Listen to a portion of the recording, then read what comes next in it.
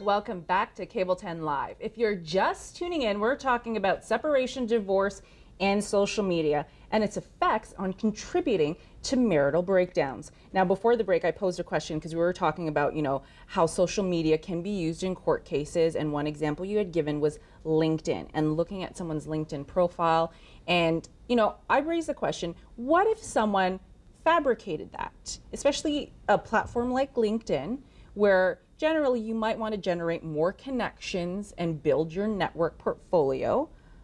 What if someone fabricated it a bit to gain more connections and networks? Well, let's start. If a case goes to trial, which it's probably not going to, one of my first questions to that person is, are you an honest and truthful person? So I'm going to have them either say, yeah, I'm honest and truthful, and then I'll come back at them later with the LinkedIn profile, or no, I'm a liar. Either way, at some point, I'm going to get them to admitting they're a liar. And when somebody wants to say, well, I exaggerate, I lie, I think sometimes the court does have some sympathy to it, because I've seen that same argument made when it comes to credit applications. A self-employed person says, I make $100,000, but they really make 70. They wanted to get their BMW. So sometimes that people will buy into that, but it's a question of how much, how many times did they lie, what did they lie about? It's a question of credibility too. Absolutely, character, right? what it boils down to. Yeah. And I always like it when the other side admits they're liars. So earlier in the show, you talked about a client who was having relations with someone overseas that they had met online. Is having sex with an avatar essentially actually cheating on your spouse? Or like having those relationships on Facebook, if you reconnect with, an old flame, is that considered cheating on your spouse? Well, there is a statutory definition under the Divorce Act of what gives you grounds for divorce. One of those grounds is adultery. Adultery is almost never claimed. I've seen it now in 2 cases in 21 years of practice. The reason for that is you can live separate and apart from someone for 1 year and get divorced on that ground. So technically, having sex with an avatar will not form the basis of adultery under the Divorce Act. But I would say, big deal. Because to me, what's more important is how is the partner of that person going to feel? And if they think that they're committing an adulterous relationship, is that going to lead to the breakdown in the marriage and then eventually living separate and apart for a year and getting a divorce that way? To me, that's really the more important question. And if you said to me, is my partner having sex with an avatar, I wouldn't be too happy about it. No, it's not a good statement. Not. Yeah, definitely not. And no one wants that feeling to know that they're being replaced, and especially by, someone that they've met online and never have met in person. Exactly. Right. Now, what are some of the benefits in terms of, social media and stuff in winning cases? It's looking for the statements that are different than what people are telling you. Again, so that credibility. It's all about the credibility. It's all about the story. So every time when I act for, and I'm going to be a little gender biased, the husband who is usually the payor or owner-operator of the business, I tell them, what you put on your website better be what you tell me.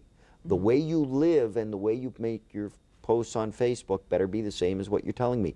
If you're crying poor, live poor. If I have a client who makes $750,000, they can go get a new car. They can take a vacation because they're not saying they're poor.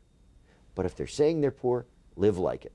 And by the same token, I say to the spouse of that person, check their Facebook. Get friends to check their Facebook. Check their Twitter. Check the Instagram. Check the website. Because if I get that picture of the guy who's living it up, I'm going to be thrilled. I mean, I'll give you an example. It wasn't social media before that day, but I once had a client who said he wasn't making any money. He was starving. He couldn't pay his support.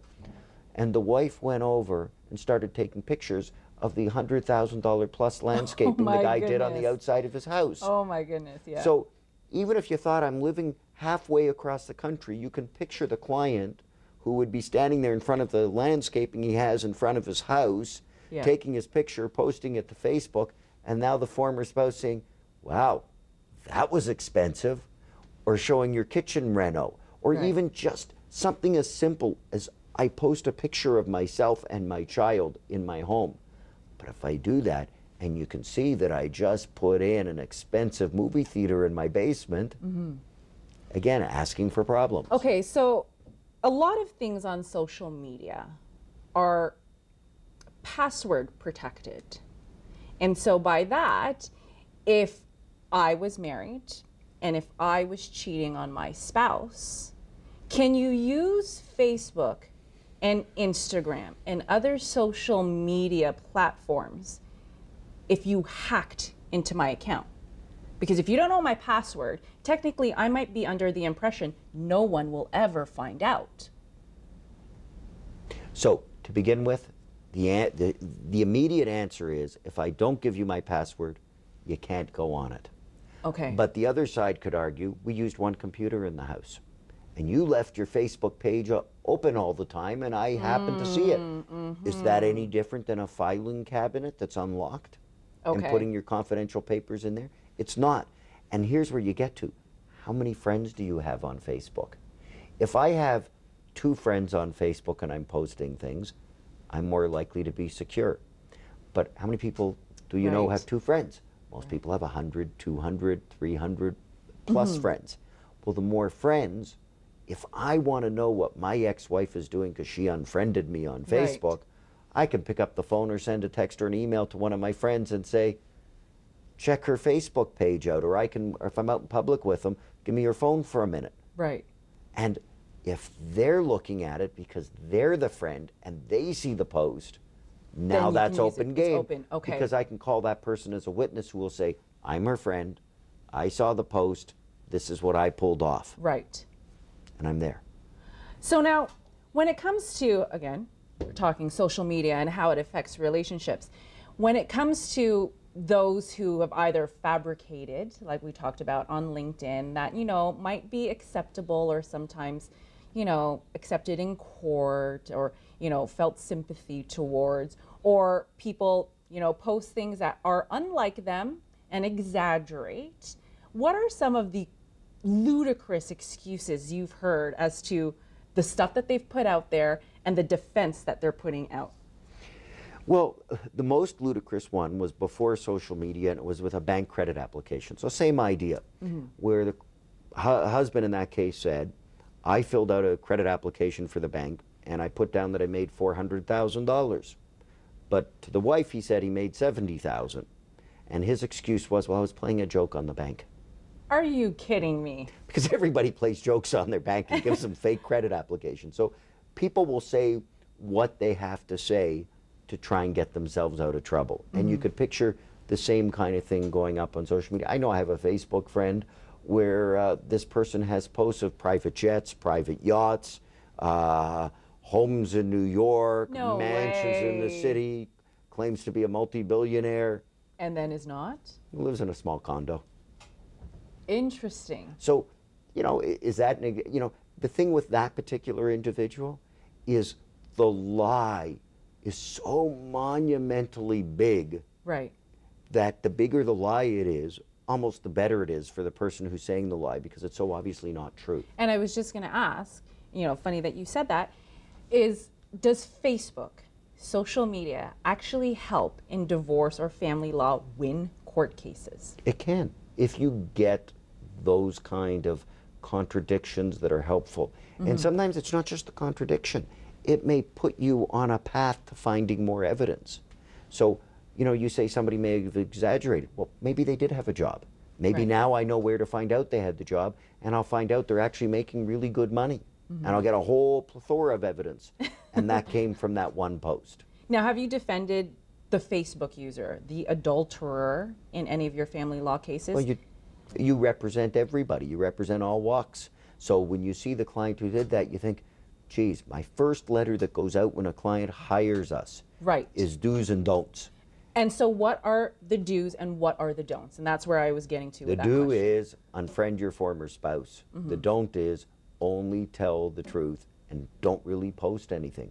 Be so careful, because even that renovation you did in your basement can come back to haunt you.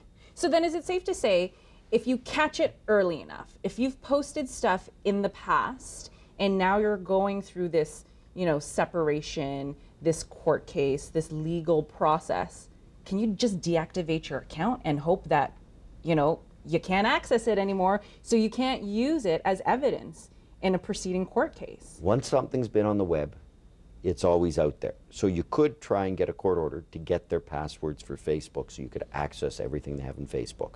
I'm not going to pretend to be an expert, but I do know you can find, someone wanted to see every version of my website going back to when I started it, they could. Even if you've deactivated your account, even if you've deleted the profile. That's my understanding. Maybe I'm wrong, but the bottom line is you don't want to take chances. Right. So to me, why in God's name is someone going to want to pay a lawyer like me at their hourly rate to do damage control on something they never needed to?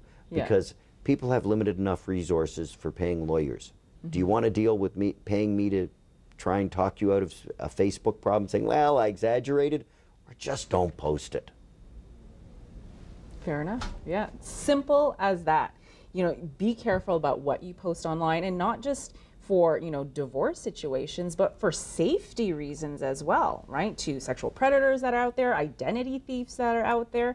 So be very, very careful about what you post online. Well, I can say that when it comes to Twitter, other than TV appearances like this, I will only say where I have been. I never say where I'm going. In my business, regrettably, I've had death threats. I'll probably get some again in the future. So I don't want to tell people where I am. Yes. Because that's an invitation. So when you say safety, it's very true. I mean, even you think about over the Christmas break, all the people that post Facebook pictures of where they are. Yes. Isn't that an invitation for someone to come to their home and rob it because they know it's empty? Talking about where they are, that's very interesting, because also with social media, there's that geotag now that you can activate, so that not only, you don't even have to say in your, you know, little blurb where you are, that geotag can tell viewers or people or followers exactly where you are, which, you know, I could imagine that could help in a court case as well. Well, it can. If you're saying you have, you know, one of the problems you get in is a payor. They say, I have no money, I can't pay support. And then they go spend a $25,000 trip. And you can't reconcile it. And the typical answer you get is, well, my parents paid for it, they felt bad for me. People don't believe it. The trip people believe parents are paying for is the trip where they have a condo in Florida and they pay for the person's airfare to come over and stay at their condo with mom and dad. Right. Because people generally, when they're adults, if they want a good trip, it's not staying with their parents. They're doing it because that's what they can afford.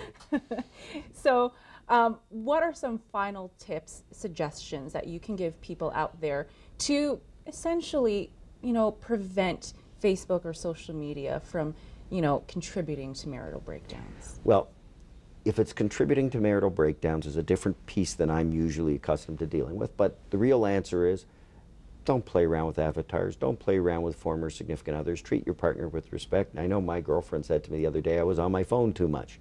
So, you know, you do have to listen to that. And I might be doing business and I may be a little obsessive with it, but you got to listen. Great. But the flip side is, don't do Sorry, something Andrew, stupid. I'm going to have to end there because we are ending this segment. Thank you so much for joining us on the show tonight and sharing your insight and knowledge and experience. More here after the break on Table 10.